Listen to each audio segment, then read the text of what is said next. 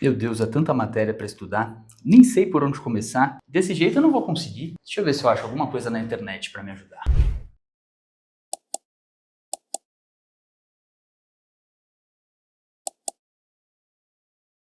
Todo mundo que começa a estudar para concurso tem essas mesmas dúvidas. Como que eu devo estudar? Será que eu uso livro, PDF, videoaula? E a legislação? Em que momento que eu estudo? Tem ainda os julgados do STF, do STJ, as súmulas. E como que eu vou fazer para decorar esse tanto de coisa que tem no meu edital? Se você também está vivendo esse momento de angústia, calma, porque nesse vídeo eu vou te contar como eu estudaria para a magistratura se estivesse começando do zero. Fala, meus amigos, sejam muito bem-vindos ao canal do Estratégia Carreira Jurídica. Eu sou Bruno Terra, professor aqui do Estratégia e juiz de Direito no Tribunal de Justiça de São Paulo. No vídeo de hoje eu quero compartilhar com vocês um pouquinho de como foi a minha trajetória de estudos até a aprovação no concurso da magistratura de São Paulo. E principalmente eu quero compartilhar com vocês quais foram os meus maiores erros e os meus principais acertos durante essa caminhada, para que você possa, a partir da minha experiência, direcionar melhor os seus estudos, fazer um estudo com estratégia rumo à tão sonhada aprovação. Nós vamos abordar aqui hoje os 3 erros fatais que você não pode cometer, os 3 ajustes fundamentais que acertaram a rota dos meus estudos, como eu organizaria o estudo começando hoje do zero e no final vou te apresentar um raio-x completo dos concursos de magistratura. 2026 será um ano repleto de oportunidades na magistratura. Nós já temos alguns editais abertos com prova marcada e vários outros tribunais já selecionaram a banca examinadora e publicarão edital em 2026. Se você quiser saber tudo sobre os concursos de magistratura, incluindo quais são as suas etapas e quais os editais estão previstos, fica aqui até o final do vídeo que eu vou te mostrar como acessar um material gratuito que vai te ajudar bastante. A minha vida de concurseiro durou exatamente 6 anos. Eu comecei a estudar assim que eu me formei na faculdade, em janeiro de 2014, e o resultado final do concurso da magistratura de São Paulo saiu em dezembro de 2019. E é curioso porque, por coincidência, esse período de 6 anos, ele se dividiu bem no meio, bem na metade, em 2 partes. Os primeiros 3 anos, em que eu não fazia a menor ideia de como estudar, cometi vários erros e não tive nenhum resultado positivo. E os últimos 3 anos, que foi quando eu vi que eu precisava virar a chave, precisava mudar meu método de estudos, e aí finalmente eu entrei num caminho que me levou até a aprovação. Eu vou começar te contando como foram esses primeiros 3 anos de estudo. Eu saí da faculdade com aquela sensação de que o conteúdo não tinha sido suficiente, e na verdade nunca é. Durante a graduação eu não produzi nenhum material próprio de estudo, nada que eu pudesse usar na fase de concurso. Aliás, eu era bem preguiçoso na faculdade, fiz um curso bem meia boca, eu era daqueles que só estudava no dia da prova. Daí eu resolvi comprar um cursinho regular para magistratura, não existiu estratégia na época, e comecei a assistir às aulas. E aqui eu enfrentei o primeiro grande problema, que foi a indisciplina. Indisciplina é o grande vilão do concurseiro. Eu sempre trabalhei durante os estudos, eu já era servidor do TJ na época, e eu deixava para estudar de noite, depois que eu chegava do serviço. E aí você já sabe, né? Você chega em casa cansado, com fome, às vezes irritado com alguma coisa que não deu certo no dia, bate aquela preguiça, tudo que você não quer fazer é sentar para estudar. Para vocês terem uma ideia do nível em que chegou a minha indisciplina, no meu primeiro ano de estudo, eu só estudei até o mês de junho. Chegou em julho, eu furei o estudo um dia, aí esse dia virou uma semana, que depois virou um mês, e quando eu pisquei, a gente já estava em dezembro e o ano tinha acabado. Eu estou contando isso para vocês saberem que a indisciplina é algo que atinge todo mundo, então não se sinta mal se você estiver passando por esse momento. Mas também, claro, você não pode se acomodar, você vai precisar se esforçar para se tornar cada dia mais disciplinado. Além da indisciplina, e agora falando especificamente de método e organização dos estudos, outro grande erro que eu cometi nessa primeira etapa dos meus estudos foi o seguinte: eu só assistia às videoaulas do cursinho. Naquela época os cursos não ofereciam material escrito, eram só as aulas em vídeo. Então o que eu fazia? Eu colocava uma aula para rodar, eu ia assistindo e ia montando o meu caderno, digitando no computador. E aí você pode se perguntar, tá professor, mas o que tem de errado nisso? O problema, meus amigos, é que eu estava estudando apenas o primeiro pilar da aprovação, que é a doutrina ou a parte teórica. Eu levei alguns anos para entender algo que hoje eu sempre repito aqui nas nossas lives do Estratégia, que é o seguinte: para passar no concurso você precisa dominar e estudar os 3 pilares: doutrina, lei seca e jurisprudência. E o que eu estava fazendo nesses primeiros 3 anos do meu estudo? Eu estava estudando apenas o primeiro pilar, que é o pilar da doutrina. Uma aula de cursinho nada mais é do que uma fonte doutrinária, uma forma de você estudar a parte teórica da matéria. Só que eu não complementava o meu estudo com os 2 pilares faltantes. Ou seja, eu assistia às aulas do curso, mas depois eu não fazia a leitura dos artigos de lei daquele assunto tratado e nem buscava os principais julgados e as súmulas dos tribunais sobre aquele assunto que eu tinha estudado. E esse erro fatal, que é fazer um estudo incompleto, ele também pode ser cometido de outra forma. Quer ver só? Aquele aluno que só estuda a lei seca.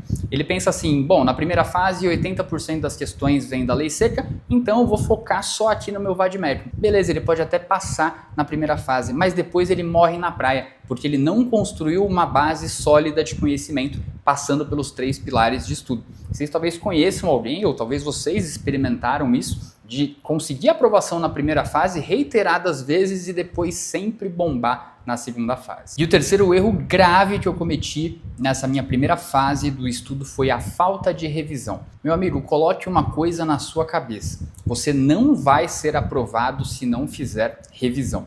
Nosso cérebro, ele é preguiçoso, ele não gosta de gastar energia. E armazenar informações para o longo prazo é um processo custoso que dá trabalho para o nosso cérebro. Então a configuração padrão do cérebro é esquecer tudo aquilo que chega de conteúdo novo. Para que o nosso cérebro guarde alguma informação naquela caixinha de longo prazo, nós precisamos sinalizar para ele que aquilo é algo importante. E como que a gente faz isso? Por meio de repetição. E repetição aqui no mundo dos estudos é aquilo que a gente chama de revisão.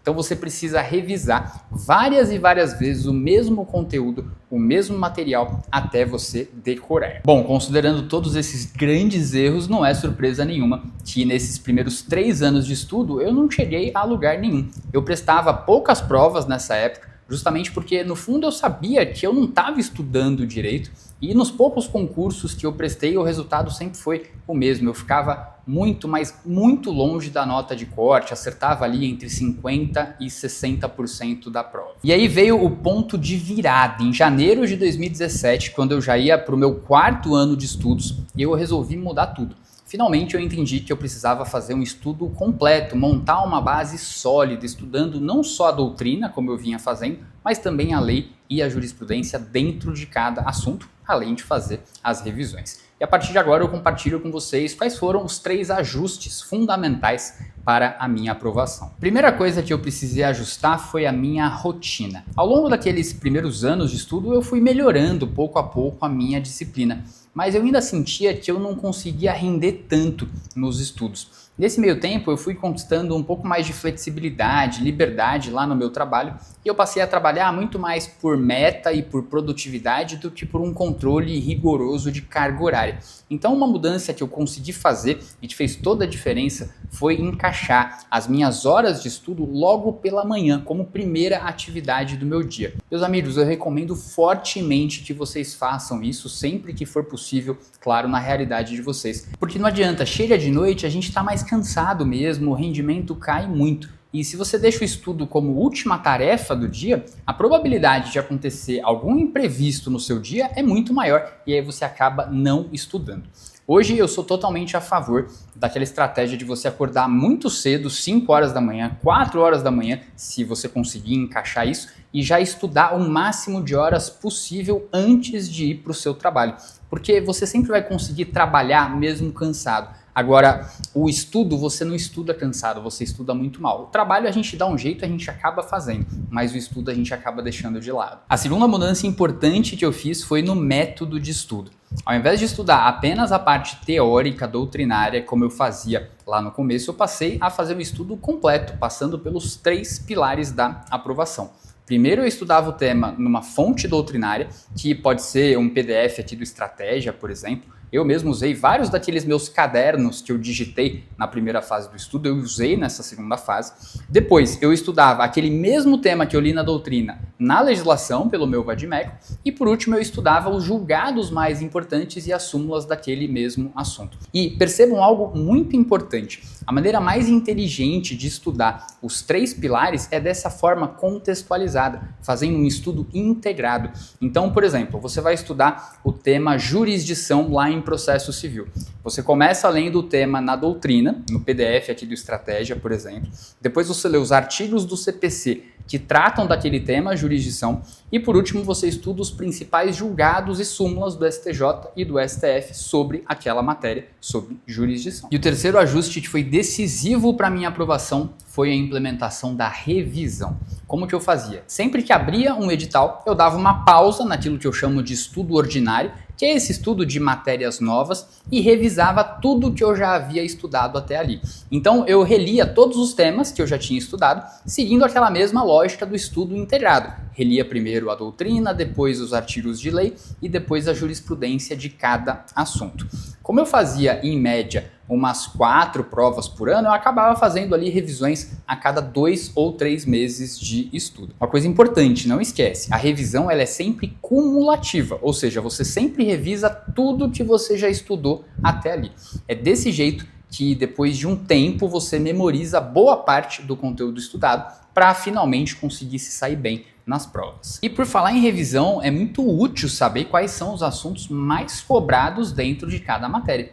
Para isso, pessoal, o Estratégia preparou um material fantástico que vai ficar disponível para vocês baixarem aqui no vídeo, que são os manuais da magistratura estadual e da magistratura federal. Lá vocês vão encontrar matéria por matéria quais são os temas mais incidentes nas provas de magistratura e assim vocês conseguem fazer revisões bem mais focadas justamente naquilo que é mais cobrado. E agora que vocês já sabem os principais erros e os principais acertos da minha jornada de estudo, fica fácil responder aquela questão lá do começo do vídeo, ou seja, como que o Bruno de hoje organizaria os estudos começando do zero? Pessoal, eu faria exatamente o que eu fiz nos meus últimos 3 anos de estudo. Então, de maneira bem prática, para você anotar e copiar. Primeiro, eu selecionaria os meus materiais teóricos, minhas fontes de estudo de doutrina.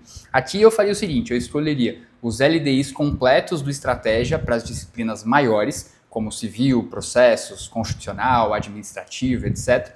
E os LDIs resumidos ou o direto ao ponto, para quem tem acesso, para as matérias menores, como ECA, ambiental, eleitoral e consumidor. E cuidado aqui, isso é importante. Você vai escolher apenas um material para cada disciplina. Mais do que isso vai te atrapalhar, não vai te ajudar. Na sequência, eu iniciaria a leitura de cada tema, de cada assunto do meu edital. Primeiro pela teoria, naquele material escolhido, seguindo para a leitura dos artigos de lei no meu vadimeco e finalizando com a jurisprudência. Aliás, aqui eu usaria a central de jurisprudência, que é uma novidade aqui do Estratégia que ajuda demais nessa parte do estudo. E por último, eu manteria revisões periódicas constantes. Aqui você pode escolher entre revisar sempre antes de uma prova, como eu fazia, ou então determinar um intervalo de tempo para suas revisões. Por exemplo, a cada 2 meses de estudo de matéria nova, você para e revisa tudo que já estudou. Professor, e quando eu terminar o edital? Aí você fica só revisando de forma cíclica. A sua vida de estudo passa a ser apenas as revisões. Mas eu aposto que estudando desse jeito você vai ser aprovado no concurso antes mesmo